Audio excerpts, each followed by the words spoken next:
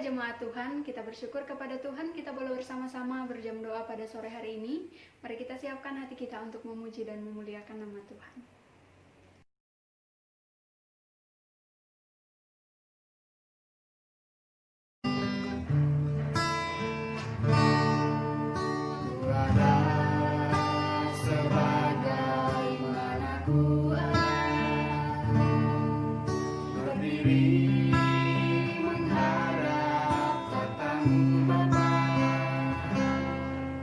Semua karena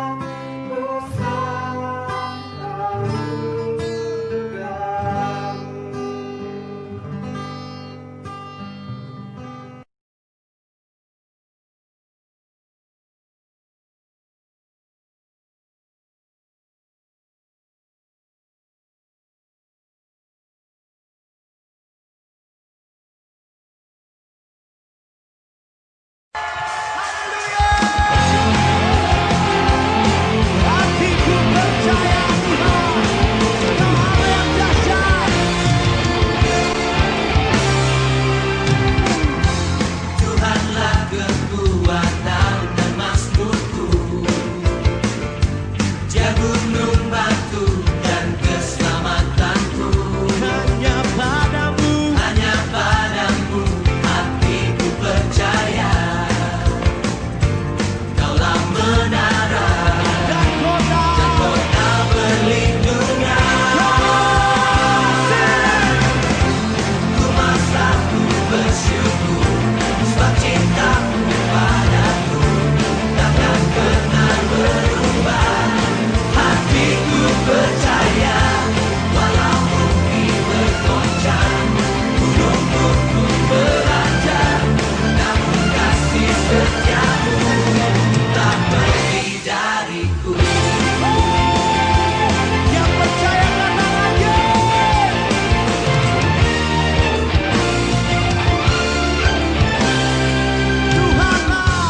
Tuhanlah kekuatan dan mazmurku, oh yeah, jagunung batu dan keselamatanku. Hanya padamu hatiku percaya. Kaulah menara dan kota perlindungan. Ku masak, ku bersyukur, sebab cintamu padaku takkan pernah berubah. Hatiku percaya, walau bumi bergoncang, gunung-gunung beranjak, namun kasih setiamu tak pergi dariku.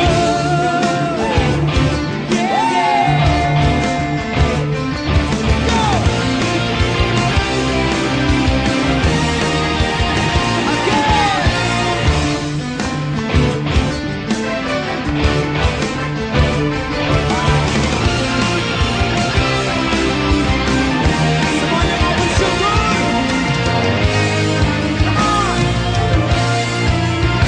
Nyanyikan sama-sama. Ku mau selalu bersyukur, sebab cintamu padaku takkan pernah berubah. Hatiku percaya, walau bumi bergoncang, gunung-gunung beranjak, namun kasih setiamu tak pergi dariku. Ku mau selalu bersyukur, sebab cintamu padaku takkan pernah berubah. Hatiku percaya, walau bumi bergoncang, gunung-gunung beranjak, namun kasih setiamu tak pergi dariku. Ku mau selalu bersyukur, sebab cintamu padaku takkan pernah berubah. Hatiku percaya, walau bumi bergoncang, gunung-gunung beranjak, namun kasih setiamu tak pergi dariku. Kasih setiamu tak pergi dariku. Kasih setiamu tak pergi dariku.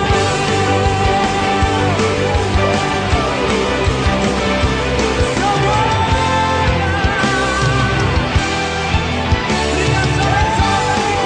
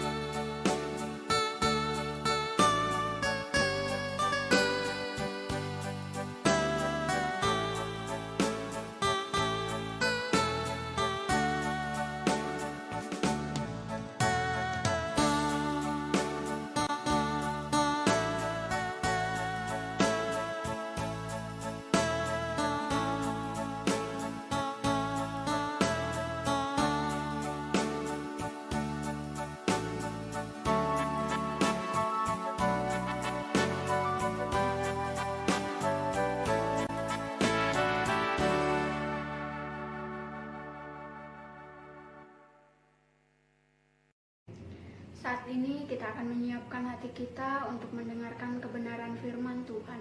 Firman Tuhan dalam Roma 8:28 berbunyi, kita tahu sekarang bahwa Allah turut bekerja dalam segala sesuatu untuk mendatangkan kebaikan bagi mereka yang mengasihi Dia, yaitu bagi mereka yang terpanggil sesuai dengan rencana Allah. Mari kita siapkan hati kita dengan pujian, Engkau turut bekerja.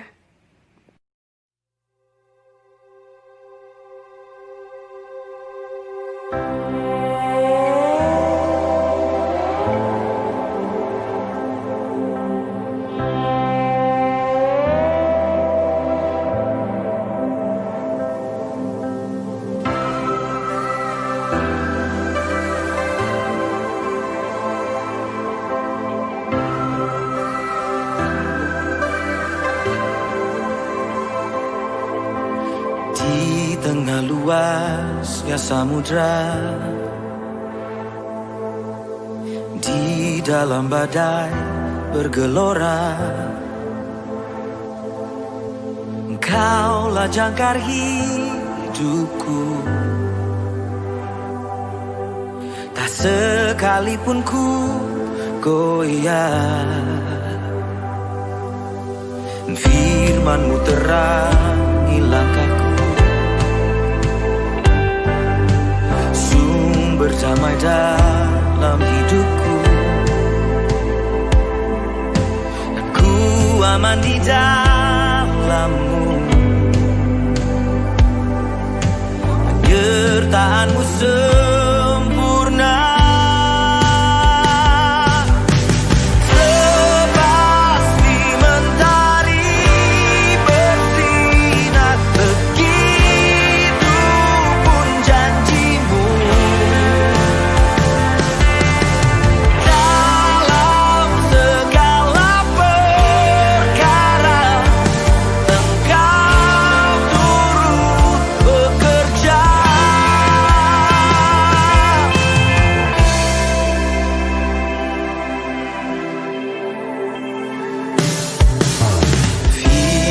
Terangi langkahku,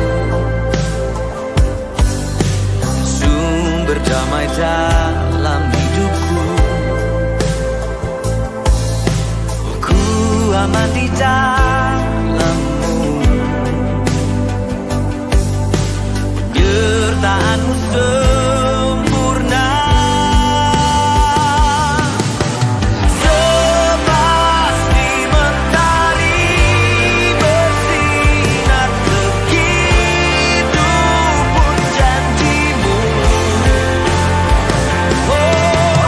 dalam segala perkara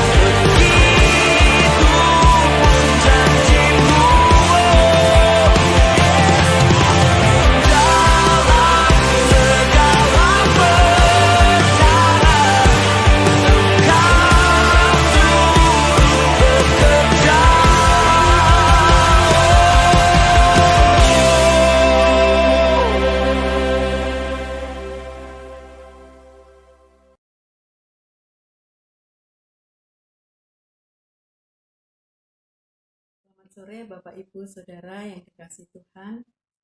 Sore hari ini kita bersyukur bisa bertemu kembali dalam kegiatan jam doa.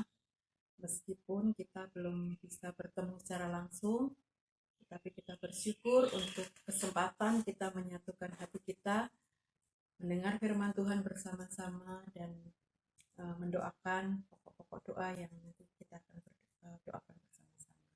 Sore hari ini firman Tuhan diambil dari Mazmur pasal 100 yang merupakan ajakan untuk memuji dan menyembah Allah. Saya akan membacakan ayatnya. Mazmur pasal 100 ayat 1-5. Pujilah Allah dalam baitnya. Mazmur untuk korban syukur. Bersorak-soraklah bagi Tuhan, hai seluruh bumi. Beribadahlah kepada Tuhan dengan sukacita. Datanglah ke hadapannya dengan sorak-sorai. Ketahuilah bahwa Tuhanlah Allah. Dialah yang menjadikan kita, dan punya dialah kita, umatnya dan kawanan domba gembalaannya. Masuklah melalui pintu gerbangnya dengan nyanyian syukur, ke dalam pelatarannya dengan puji-pujian. Bersyukurlah kepadanya dan pujilah namanya. Sebab Tuhan itu baik, kasih setianya untuk selama-lamanya, dan kesetiaannya tetap turun-temurun. Mazmur pasal 100 ayat 1-5 ini adalah merupakan Mazmur untuk memuji dan menyembah Allah. Sesuai dengan judulnya, Mazmur korban syukur. Ayat 1 sampai ayat kelima ini kita dapat membaginya menjadi dua bagian yang besar. Ayat yang pertama adalah ajakan untuk memuji dan menyembah Allah. Bisa kita temukan dalam ayat 1, ayat 2, dan ayat yang keempat. Ajakan untuk memuji dan menyembah Allah. Mari kita perhatikan bersama-sama ada beberapa kata-kata yang merupakan ajakan yang kuat untuk kita sebagai umat Tuhan. Yang pertama yaitu bersorak-soraklah bagi Tuhan. Beribadahlah kepada Tuhan. Datanglah ke hadapannya. Ayat yang keempat, masuklah melalui pintu gerbangnya. Dan ayat yang kelima, ayat yang keempat juga, masuklah melalui pintu gerbangnya dan ke dalam pelatarannya. Bersyukurlah dan pujilah namanya. Undangan untuk menyembah Allah bukan berarti Allah memerlukan kita, atau Allah memerlukan persembahan kita, atau Allah memerlukan pelayanan kita. Kita menyembah atau tidak menyembah, Dia tetaplah Allah. Keberadaannya tidak bergantung dengan apa yang kita lakukan. Bagaimana kita menyembah Dia? Ayat 1 dan ayat 2 mengatakan, beribadahlah kepada Tuhan dengan sukacita. Ini perlu kita garis bawahi. Beribadahlah kepada Tuhan dengan sukacita. Ibadah bukanlah beban atau kewajiban atau tanggung jawab yang memberatkan kita, yang membuat kita merasa tertekan dan merasa berat untuk melakukannya. Tetapi di sini disebutkan bahwa kita menyembah Tuhan dengan sukacita. Kalau bersukacita itu berarti artinya menyembah Tuhan itu adalah satu kesenangan, sesuatu yang membuat kita senang, gembira. Sesuatu yang dilakukan dengan gembira pasti tidak akan terasa berat. Dan itu akan terwujud dalam ekspresi bersukacita, bersorak-sorai, menyanyikan nyanyian syukur. Nah, sangat penting bagi kita untuk kita beribadah kepada Tuhan dengan bersukacita. Inilah ibadah yang dirancang Allah untuk umatnya, bukan ibadah yang memberatkan, tetapi ibadah yang membawa sukacita atau kesenangan. Meskipun dalam prosesnya seringkali kita sukacita kita suka dicuri oleh hal-hal yang tidak prinsip ya. Misalnya bangunnya kesiangan, yang anggota keluarga yang lain diajak berangkat cepat-cepat, dibangunin nggak bisa bangun, kadang-kadang itu semua mencuri sukacita kita. Tetapi ketika kita tahu bahwa saat beribadah adalah saat yang bersukacita, mari kita menyiapkan segala sesuatu, bahkan menyiapkan hati kita, sehingga kita bisa datang ke hadapan Tuhan dengan bersukacita. Kemudian kita melihat dalam bagian berikutnya, Masuklah melalui pintu gerbangnya dengan nyanyian syukur, ke dalam pelatarannya dengan puji-pujian. Ibadah itu adalah bagian dari hidup kita sehari-hari. Jadi dalam setiap hari, di rumah, dimanapun kita beribadah.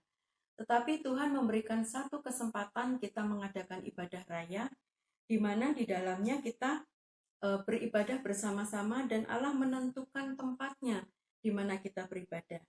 Nah, dalam Mazmur ini kita tahu bahwa pada waktu itu pusat ibadah orang Israel, ibadah raya orang Israel adalah di Bait Allah di kota Yerusalem. Dan Allah dalam ketetapannya sudah membuat ketetapan di mana kita beribadah. Masuklah melalui pintu gerbangnya dengan nyanyian syukur. Ada pintu gerbang yang akan membawa umat itu masuk ke dalam rumah Allah. Kalau kita melihat Mazmur 122 juga disebutkan, aku bersuka cita ketika dikatakan orang kepadaku, mari kita pergi ke rumah Tuhan. Nah, di mana mereka beribadah? Ayat 4 menyebutkan, ke dalam pelatarannya dengan puji-pujian. Ibadah waktu itu kita hanya bisa sampai ke dalam pelataran Bait Allah. Karena ruang suci dan ruang maha suci itu tidak boleh dimasuki oleh umat Allah. Hanya imam yang boleh memasuki ruangan suci dan imam besar yang bisa memasuki ruang maha suci. Sehingga dengan menaati peraturan-peraturan dan ketentuan Tuhan, di situ pun kita bisa menikmati ibadah kita kepada Tuhan. Nah, bagian yang kedua dari pasal 100 ini adalah ayat 3 dan ayat 5. Mengapa kita beribadah kepada Allah? Kadang-kadang ada orang-orang yang melakukan sesuatu tapi tidak mengerti alasannya. Kenapa kamu melakukan itu? Ya disuruh, ya pokoknya harus begitu. Mengapa kita beribadah pada hari Minggu ke gereja bersama-sama? Ya orang Kristen memang ibadahnya hari Minggu. Nah kadang-kadang ketika kita tidak mengetahui sesuatu tindakan, kita tidak mengetahui alasannya, maka tindakan kita itu akan menjadi satu tindakan yang dangkal dan tidak dilandasi dengan motivasi yang benar. Mazmur 100 mengajarkan kepada kita supaya kita mengerti mengapa kita beribadah kepada Allah. Kita mau menyelidiki ayatnya bersama-sama. Yang pertama adalah kita perhatikan ayat yang ketiga. Ketahuilah bahwa Tuhanlah Allah. Alasan yang pertama mengapa kita beribadah adalah karena Dia adalah Allah. Satu-satunya Allah yang hidup dan benar. Maha suci, maha adil, sempurna. Dia kekal, tidak terpahami. Dia dahsyat, Dia luar biasa, Dia ajaib. Dia tidak bergantung kepada siapapun. Dialah penyebab pertama dan tujuan terakhir. Kepada Allah yang demikianlah kita beribadah. Kalau kita tahu bahwa kita beribadah kepada Allah yang sedemikian luar biasa, pasti kita akan beribadah dengan sukacita dan dengan sepenuh hati kita. Bagian yang kedua, mengapa kita beribadah kepada Allah? Kita kembali ke ayat 3, bahwa ketahuilah bahwa Tuhanlah Allah. Dialah yang menjadikan kita. Mengapa kita beribadah kepada Allah? Karena Dia adalah pencipta kita. Dia yang menjadikan kita. Dia memberi kita keberadaan di dunia ini. Dia yang membentuk tubuh kita. Dan Dia juga adalah Bapa roh kita. Keberadaan kita berasal daripadanya dan bergantung kepada Dia. Kita tidak bisa menentukan kapan kita lahir dan kapan kita meninggal. Semua ada di dalam tangan Tuhan yang berdaulat penuh atas hidup kita, karena Dialah pencipta kita. Alasan yang ketiga masih di dalam ayat 3. Dan punya Dialah kita. Kita beribadah kepada Allah karena Dialah pemilik kita. Dia pemilik kita, maka kita beribadah kepada Dia. Allah memiliki hak penuh atas kepemilikannya dalam diri kita. Dia berhak melakukan apa saja terhadap miliknya. Karena kita miliknya, mari kita hidup digerakkan oleh kuasanya. Bergerak menurut arah kehendaknya, dan kita mengabdikan hidup kita untuk kehormatan dan kemuliaannya. Karena dialah pemilik kita. Alasan yang keempat, mengapa kita beribadah kepada Allah? Disebutkan dalam ayat yang ketiga, dialah yang menjadikan kita dan punya dialah kita umatnya. Kita adalah umat Allah. Karena Allah pemimpin kita, Dia Allah kita, Dia Raja kita, Dialah penguasa kita. Sebagai penguasa, Allah memberi hukum, memberi perintah, memberi ketetapan, memberi peraturan untuk kita taati. Dan kita harus mempertanggungjawabkan perbuatan kita. Kita tidak bisa bebas semau kita, tetapi dengan kesadaran nurani, berbuat sesuai dengan apa yang Dia perintahkan, menuruti hukum-hukumnya, tidak menyimpang ke kanan dan ke kiri, tetapi kita bertindak hati-hati sesuai dengan perintah-perintah Tuhan. Alasan yang kelima, mengapa kita beribadah kepada Allah? Karena Dialah Sang Pemberi segala keperluan kita. Ayat 3 bagian akhir. Dan kawanan domba gembalaannya. Kita adalah kawanan domba gembalaan Allah. Dialah gembala kita dan kita adalah dombanya. Sebagai gembala, kalau kita mengingat Mazmur 23, Tuhan adalah gembalaku, tak akan kekurangan aku. Ia membaringkan aku di padang yang berumput hijau. Ia menyegarkan jiwaku. Di situ kita melihat ayat 1 sampai ayat 6 begitu lengkapnya bagaimana peranan seorang gembala.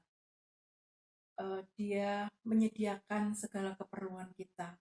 Rumput, air, makanan, minuman, semua ada di dalam tanggung jawab gembala kita. Dia melindungi kita dari segala ancaman, serangan beruang, serigala, singa. Semua dikenyahkan oleh Tuhan karena kita berada di dalam perlindungannya. Dia menyediakan kandang yang aman, yang nyaman, yang hangat. Kalau ada domba yang sakit, Dia membebat luka-lukanya. Kalau ada yang tersesat, Dia mencarinya. Itulah Allah kita. Dialah Sang Pemberi segala keperluan kita dengan limpahnya.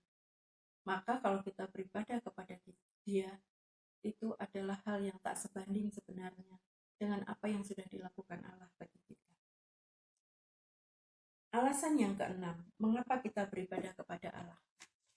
Alasan yang keenam, kita temukan dalam ayat yang kelima.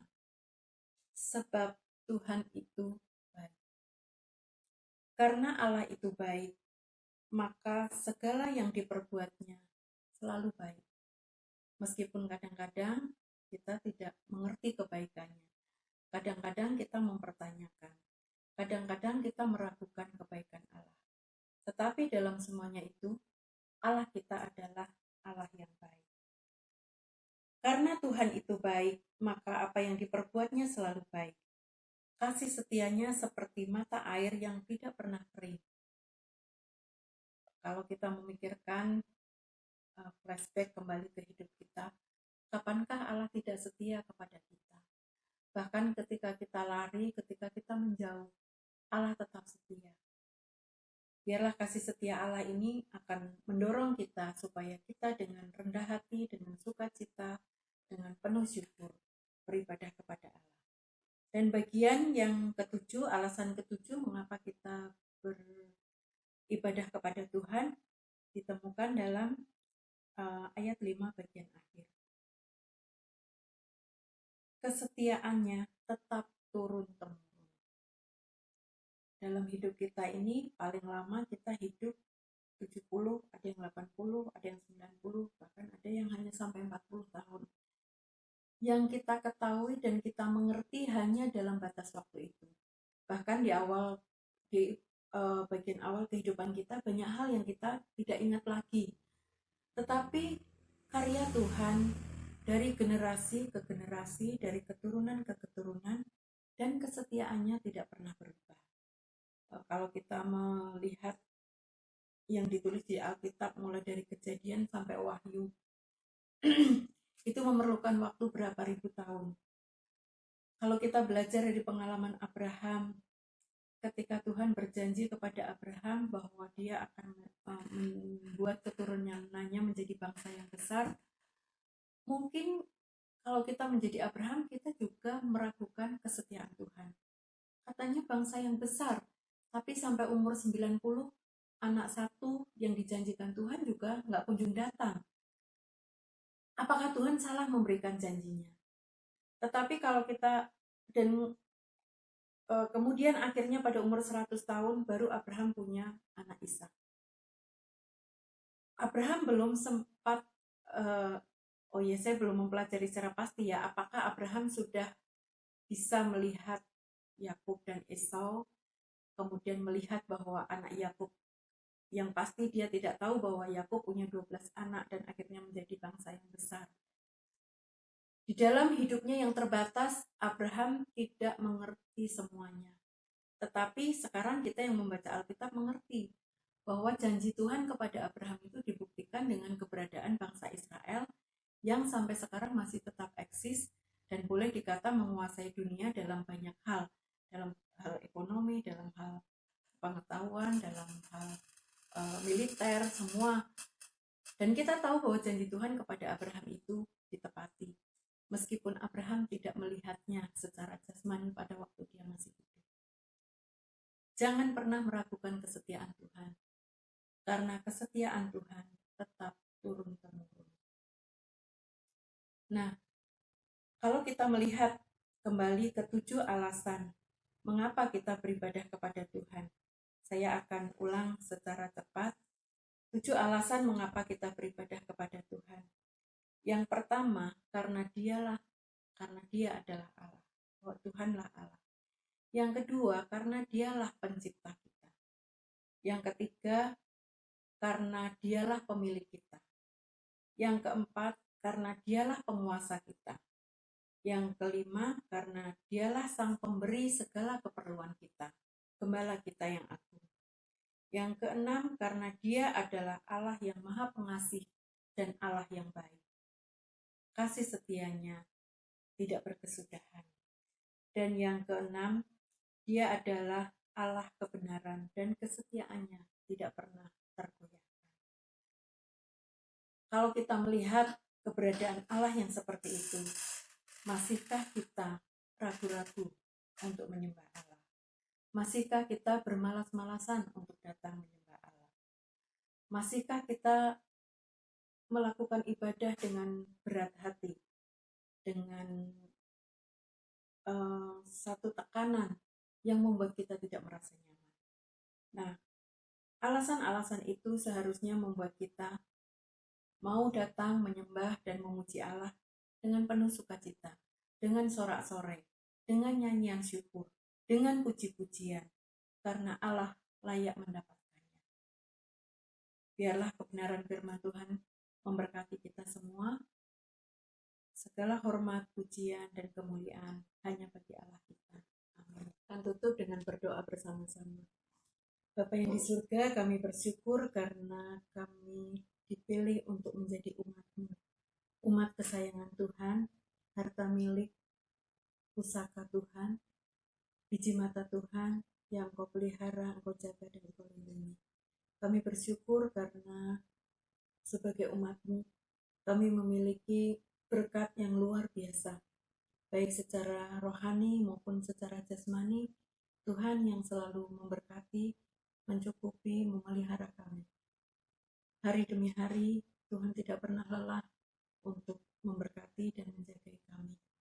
Kami bersyukur karena kami diberi kesempatan untuk beribadah kepada Tuhan. Beribadah kepada Tuhan adalah suatu kesenangan, suatu sukacita bagi kami.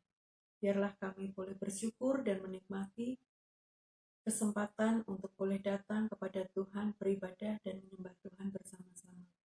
Meskipun saat ini oleh karena situasi pandemi kami tidak bisa berkumpul bersama-sama di rumah Tuhan, tetapi Tuhan mengetahui dari rumah kami masing-masing kami menyatukan hati kami untuk memuji, menyembah dan memuliakan Tuhan. Kami bersyukur oleh karena karya Kristus di atas kayu salib menyempurnakan segala berkat Tuhan untuk kami semua. Terima kasih Tuhan, biarlah Tuhan terus memberikan kepada kami semangat dan sukacita pada waktu kami beribadah dan menyembah Tuhan bersama-sama. Terima kasih Bapa, di dalam nama Tuhan Yesus kami berdoa. Amin.